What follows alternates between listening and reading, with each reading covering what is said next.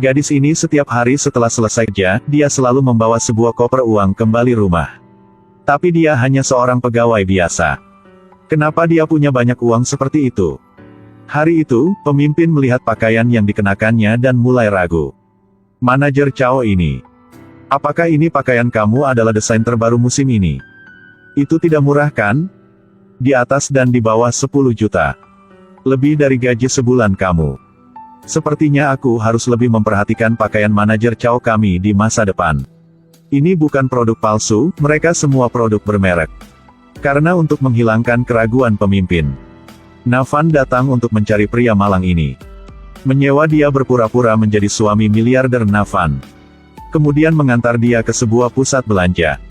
Membelikannya setelan yang sangat mahal.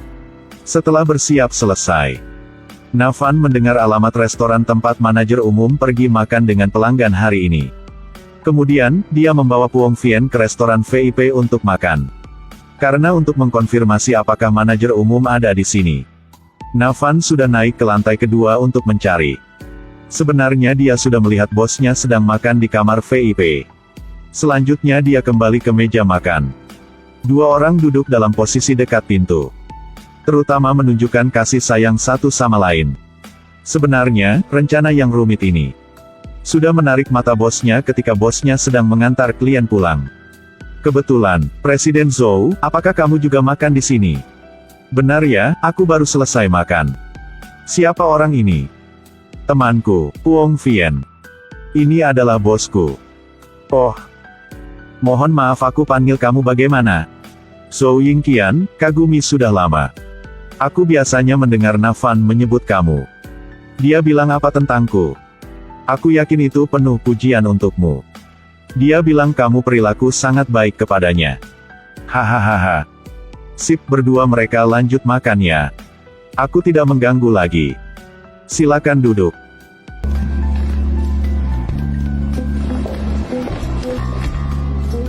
Sepertinya, ini adalah teman yang memberimu pakaian itu. Jadi itu. Navan telah mencapai tujuannya. Dia sangat puas dengan penampilan Puong Vien. Dia juga menyarankan bahwa di masa depan, dia mungkin harus sering tampil di panggung ini. Puong Vien tentu saja setuju. Tidak ada masalah. Bisa makan dan minum enak. Bahkan ada gaji, pekerjaan ini terlalu baik. Hari itu, dia mendengar bahwa perusahaan akan mengadakan prom. Selanjutnya, dia harus memiliki pendamping. Navan segera berhitung di kepalanya. Yang pertama adalah membawa Puong Vien ke pusat belanja. Membelikanmu setelan keren. Kemudian mengajarnya beberapa aturan meja makan gaya barat. Memintanya untuk mengingat efek yang berbeda dari setiap cangkir. Akhirnya, untuk biarkan orang lain tidak melihat celah apapun. Dia juga secara khusus mendaftarkan Puong Vien untuk kelas dansa cepat. Meskipun berlatih menari membawa banyak kesulitan bagi Puong Vien. Tapi karena uang yang mengharga, dia hanya harus mencoba bertahan sampai akhir. Hari mengikuti prom. Sikap ramah keduanya membuat semua orang kagum. Puong Vien setelah belajar, juga bisa dengan sempurna memasuki dunia kelas atas. Ketika direktur bertanya apa yang dia lakukan, lalu Puong Vien tidak stres sama sekali. Saya adalah seorang pialang saham di AS. Kira-kira 1-2 tahun aja. Ekonomi di US tidak bagus. Baiklah, tubuhku tidak sehat. Jadi aku mengizinkanku berlibur untuk wisata. Kebetulan sebuah perusahaan penerbangan ingin mengundang aku ke sana. Jadi aku segera kembali negara. Sekarang, situasi di negara ini cukup baik. Kalimat ini sedikit salah ya. Sesuatu situasi ekonomi belum tentu top. Hal yang lebih penting adalah wanita cantik di sini ya. Jadi, kamu siap untuk melepaskan Amerika yang menggoda itu? Hahaha. Apa sebenarnya yang kamu lakukan ketika kamu kembali ke negara? Sangat menjanjikan ya. Jadi nanti apakah perusahaan kami memiliki barang yang bagus? Kita perlu mengutamakan kerjasama dengan orang-orang di rumah ya. Baiklah, bos masih tenang ya. Presiden Zhou, jadi kami ingin pergi untuk menyapa. Jadi begitu, penampilan Puong Vien membuat semua orang tahu dia memiliki suami yang kaya. Setelah semua orang duduk, Puong Vien juga dengan hati-hati mengenakan jaket Navan. Takut dia dingin. Karena tindakan halusnya ini, yang benar-benar membantunya menyingkirkan semua rumor tentang dia. Navan sangat menyukai ekspresi Puong Vien. Apakah kamu puas? Sangat puas ya? Jadi itu bagus ya? Aku bilangmu ini ya. Aku sangat gugup sekarang sehingga aku tidak tahu seperti apa rasanya steak. Apakah kamu belum kenyang? Masih harus bertanya? Kemudian, kalian berdua pergi makan tusuk sate kotor di pinggir jalan. Puong Vien juga ditarik oleh senyum yang cerah di wajah Navan. Dua orang ini akan mengembangkan perasaan yang mendalam. Puong Vien sangat miskin dalam ketidaksadaran sudah jatuh cinta Navan kaya. Tapi tidak terduga. Sikap Navan hari ini anehnya dingin. Kamu sudah salah paham. Benar ya, antara kita hanya hubungan pekerjaan aja. Anda adalah pengasuh laki-laki yang dia pekerjakan. Tidak ada lagi, bukankah gaji yang dibayarkan cukup untukmu? Jangan berpura-pura peduli padaku, aku khawatirmu ya. Aku hanya ingin baik untukmu aja. Jangan menemukanku lagi. Puong Vien kurang tahu kenapa antara mereka menjadi seperti itu. Melihat bayangan Navan pergi, dia segera mengingat saat-saat ketika mereka bersama. Dua orang menari bersama membuat orang lain mengagumi. Dua orang bersama makan mie di pinggir jalan, sangat senang.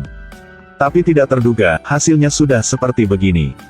Hal Puong Vien belum tahu adalah pada sebelumnya satu hari, saat Navan lewat kamar manajer umum.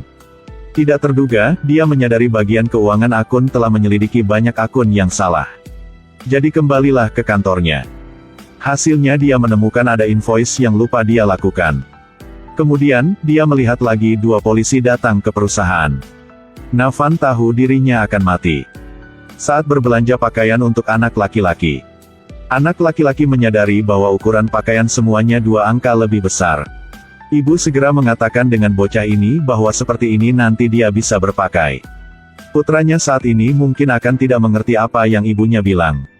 Sampai malam, setelah dia menidurkan putranya, dia tidak bisa mengendalikan emosinya, tidak peduli seberapa kuat. Dia diam-diam menangis. Mungkin air mata mengandung nostalgia. Tapi penyesalan bisa lebih dari itu. Hasilnya kebesokan hari, berita di TV sudah menarik perhatian Puong Vien. Pada jam 10 pagi hari ini, petugas penegak hukum di pos pemeriksaan keamanan bandara sudah mencegah seorang wanita bernama keluarga Chow sedang membawa sejumlah besar uang dan bersiap ke luar negeri. Ada informasi bahwa wanita bermarga Chow ini ialah manajer Chow milik perusahaan perdagangan Danan kota ini. Sekarang, pihak berwenang sedang membuka penyelidikan atas properti besar yang dimiliki oleh seorang wanita bernama keluarga Chow ini. Sekarang dia sudah benar-benar paham apa arti sebenarnya dari para kalimat, "Aku semua untuk kebaikanmu. Aku semua untuk kebaikanmu. Kamu jangan menemukanku lagi." Hasilnya, tidak lama, polisi sudah mengetuk pintunya. Tidak terduga, dia harus memakai pakaian yang limited ini. Tidak lama sebelumnya, pengasuh Puong Vien ditangkap oleh Navan. Dia ingin menyewa Puong Vien untuk berpura-pura menjadi suaminya. Dua orang ini bersama mengikuti pesta alkohol. Bersama makan di restoran gaya barat. Bahkan bersama bermain dengan putra Navan. Awalnya berpikir bahwa Puong Vien dapat terbang ke cabang yang tinggi dan berubah menjadi Phoenix. Tapi tidak terduga, itu karena Navan diam-diam mencuri uang perusahaan. Tapi sudah ditangkap segera. Ada informasi bahwa seorang wanita bernama keluarga Chow ini adalah manajer eksekutif perusahaan perdagangan Danan. Tapi dirinya dari itu telah terlibat. Bahkan dipakai pakaian limited kuning ini. Puong Vien juga mengingat artis saat pertama kali mereka berdua berbicara. "Halo. Aku ingin tahu apakah kamu orang yang bisa dipekerjakan sebagai pengasuh laki-laki, kan?" "Iya." "Apakah kamu ingin sewaku?" "Aku masih punya satu pertanyaan. Tentang masalah keamanan itu." "Ini adalah pasti ya. Tentang masalah keamanan. Selama itu adalah kondisi dan permintaan pelanggan. Kami akan merahasiakan semuanya sepenuhnya. Pasti tidak akan mengungkapkan berita." Untungnya, akhirnya polisi sudah menyelidiki dengan jelas. Benar-benar dia tidak berhubungan jadi dibebaskan. "Masalah kamu telah diselidiki dan diklarifikasi. Kamu bisa pergi ya." Kamu sedang mengatakan, apakah jelas bahwa aku tidak bersalah? Sepenuhnya diselidiki, tidak ada masalah lagi. Kamu bisa pergi ya. Setelah keluar, dia baru menyadari pengacara Navan sudah membantunya.